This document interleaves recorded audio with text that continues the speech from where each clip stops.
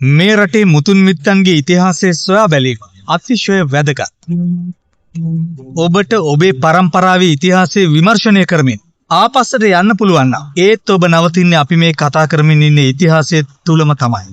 කොහොම වුණත් මේ ලෝකෙ මිනිස්සු වර්ග දෙකක් ඉන්න බව අවසාන වශයෙන් පැහැදිලි. ඒ තමයි තමන්ගේ දේට ආදරය කරන, එය ආරක්ෂා කරන මිනිසුන් සහ තමන්ගේ දේට විශේෂ ඇල්මක් නැති පිරිස. මම ඔබට යෝජනා කරනවා ඔබ තමන්ගේ දේ අගය කරන පිරිසේ සමාජිකයෙක් වෙන්න කියලා. එහෙම නැත්නම් කොතනකදී හරි අපට වරදිනවා. මහා රාවණා රජු කියන්නේ මේ රට රැකපු ශ්‍රේෂ්ඨයෙක්. මුළු විශ්වයේම මහා රාවණා කියන නමට පවා බිය වෙද්දී ජාතියක් විදියට මොනතරම් ආඩම්බර වෙන්න ඕනද? මම කියන්නේ අනෙක් අය බය වුණා කියලා ආඩම්බර වෙන්න ඕන කියලා නෙවෙයි.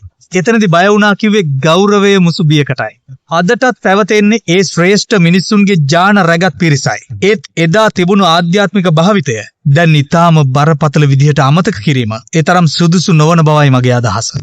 මම කැමති ඔබ මේ ඉතිහාසය ගැන අධ්‍යයනය කරමින් හිත නිදහස් ආධ්‍යාත්මික පිරිසක් බවට පත් වෙනවා දකින්න. රාවණා රජුගේ ඉතිහාසය මොන තරම් සුන්දරද කියලා ඔබට එතකොට වැටහෙවි. මේ රටේ හිටි ප්‍රඥයින්ගේ දැනුම් පරාසය තුල මහා රාවණා රජු සිටි බව ඉතා හොඳින් පැහැදිලි වන අවස්ථා ගණනාවක්ම තියෙනවා. මම ඔබට කිව්වා කුමාරතුංග මුනිදාසයන් බලිතරු රාවණ යුගයක් පිළිබඳව අදහස් දැක්වූ බව. බලිතරු රාවණ ගැමුණු විජය බානිරිඳුන් ලද ලංකා. හෙළ හවුල තුලින් එතුමන් සිදු කළ සමාජ මෙහෙවරද අතිශය වැදගත්. හෙළ භාෂාව පිළිබඳ ඉතා ගැඹුරින් අධ්‍යයනය කළ එතුමන්ට හෙළ ඉතිහාසය පිළිබඳවත් පැහැදිලි අදහසක් තිබුණු නිසා තමයි මහා රාවණා රජු පිළිබඳව ලියා තැබුවේ. ඒ මගමගත් අරිසෙන් අහුබුදු ශූරීන් පවා මහා රාවණා ඉතිහාසය පිළිබඳ බොහෝ දේ සාකච්ඡා කළා. ඒ වගේම ෂඩ් භාෂා පරමේශ්වර තොටගමුවේ ශ්‍රී රාහුල හිමියන් පවා මහා රාවණා රජු පිළිබඳව සිය අදහස් දැක්වීමත් සිදු කර තිබෙනවා. ඒ ගැන මම මීට පෙර ඔබට මතක් කරනවා. ඒ වගේම මාටින් වික්‍රමසිංහ ශූරීන් පවා මේ පිළිබඳ ඉතිහාස කරුණු දැන සිටියාද කියන සාධාරණ සැකය කොග්ගල පිහිටි එතුමන්ගේ නිවසට ගිය විට ඕනෑම අයෙකුට දැනෙන දෙයක්. එක හේතුවක් මාටින් වික්‍රමසිංහ මැතිතුමා දඬු මොනරේ නමින් කුඩා පොත්පිංචක් ලියා තැබීම. එහි කිසිම තැනක ශ්‍රාවණ කියන නම නැහැ. නම් දඬු මොනරේ පිළිබඳව එහි සටහන් කිරීමට තරම් රුචිකත්වයක් ඇතිවීමේ හේතුව මේ ඉතිහාසය දැන සිටීමදයි අදහසක් ගැනීම ඔබට වාරයි. මාටින් වික්‍රමසිංහ ශූරීන්ගේ දඬුමොනරේ කෘතිය පමණක් නෙවෙයි කොග්ගල පිහිටි එතුමන්ගේ නිවස පිහිටි භූමියේ ජන කෞතුකාගාරයක් පවතිනවා. මේ කෞතුකාගාරය තුල ඔබ අද ගියා. එහි ඔබට දැක ගන්න පුළුවන් ඉපැරණි දැවයන් කළ මහා රාවණා ප්‍රතිමාවක් තිබෙනවා. එහි ඉතිහාසයේ කුමක් වුවත් කෙසේ එතනට පැමිණියත් මාටින් වික්‍රමසිංහ ශූරීන්ගේ දඬුමොනරේ කෘතියක් එතුමන්ගේ නිවස පිහිටි කොග්ගල ඉඩමේ ඇති කෞතුකාගාරය තුල මහා රාවණා ප්‍රතිමාවක් තිබීමෙනුත් ඔබට මේ ඉතිහාසය පිළිබඳව හොයන්න අලුත් බලාපොරොත්තුවක් හැඟීමක් ඇති වෙන්නේ නැති කියලා මම විශ්වාස කරනවා. මේ රටේ හිටි යක්ෂ රාක්ෂ නාග දේව සිව් මහා හෙළයින්ගේ අභිමානවත් ඉතිහාසය පිළිබඳව ඔබේ දුව පුතා දැනුවත් කිරීමට අමතක කරන්න එපා. ඔබට මහා රාවණා ඉතිහාසය පිළිබඳව බොහෝ කරුණු හොයාගන්න අවශ්‍ය නම් මුලින්ම ඔබ කළ යුතු වෙන්නේ යක් රක්නා දේව ගෝත්‍රිකයන්ගේ ඉතිහාසය පිළිබඳව සොයා බැලීමයි. ඔබට මේ රටෙන් පමණක් නෙවෙයි බොහෝ රටවලින් මේ ඉතිහාසය පිළිබඳව කරුණු ගවේෂණය කරන්න හැකි වේවි. එක දෙයක් මම ඔබට මතක් කරන්නම්. හෙළ බස විනාශයට ගිය තැන ඉතිහාසයටම මේ ජාතිය යනු විනා අන් යමක් සිද්ධ වෙන්නේ නැහැ. දේශ බස රැස කියන්නේ අපි ආරක්ෂා කළ යුතු දෙයක් කියන එකයි මගේ අදහස.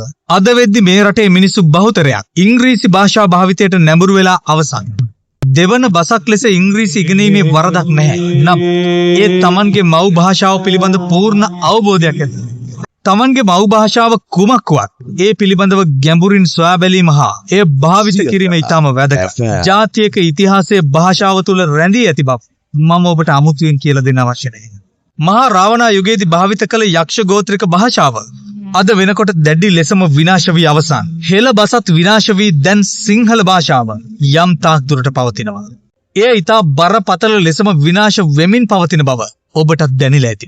සිංහලයා විසින්ම තම භාෂාව විනාශ කරගනු ලබනවා නම් සිංහල භාෂාව තිබියදී වෙනත් භාෂා භාවිත කරනවා නම් එතනින් මෙපිට පරම්පරා පිළිබඳව සිටීමේදී හදවතට දැනෙන්නේ දැඩි කම්පාවක්.